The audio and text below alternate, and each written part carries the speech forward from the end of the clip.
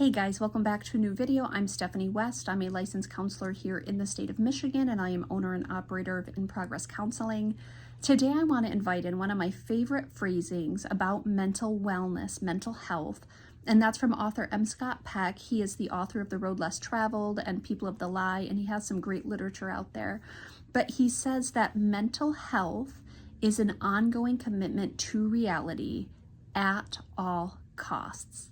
When we decide we're willing to live in reality and we decide that we're willing to gain the skills to navigate reality as healthfully as possible, that is what a commitment to mental wellness and mental health actually looks like. And that's what we want to invite in today. What is the reality around you, and how can you live out kind of best practices within that reality? So, for example, let's say that you have someone who has lied to you and it feels like a betrayal. Well, that is now a part of our relationship, and I can deny it. I can silver line it. I can explain it away. I can go like total, gray rock, and I can just ice them out. There's a lot of choices. But if I want to live in the reality of what's happened, I need to speak truth into the situation. And it sounds something like this.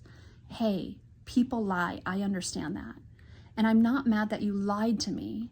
What's really hurtful is that I can no longer trust you because you've chosen to lie to me.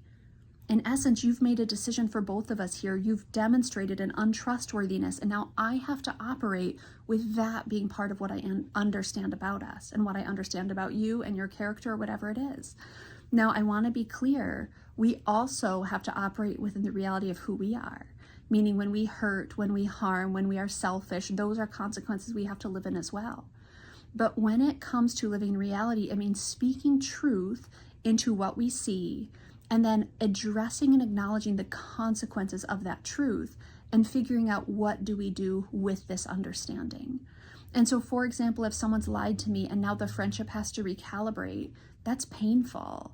It would be much easier to pretend, or it would be much easier to, create total distance. But maturity says I have to now reconfigure how close can that person get to me. I need to figure out how to express those limitations. I need to figure out how to grieve this new understanding.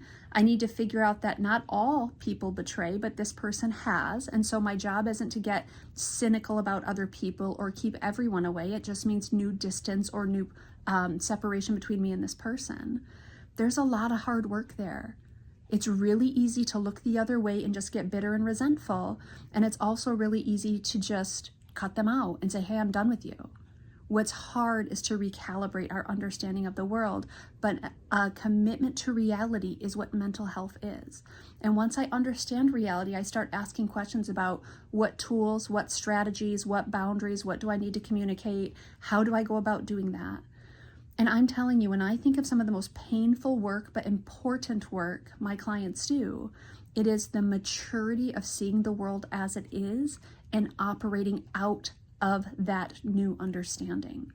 Because we stop creating stories, we stop living by kind of identifiers of our trauma. We are our trauma. That goes away. Bad things happen. Bad things have happened to us, but that's not our identity. When we start to live into what is true and what do I need to be, what do I need to have access to navigate that truth, that is what mental health is. And so by and large, a lot of what we do is anxiety reduction, we work on skill building, and we work on honesty about life.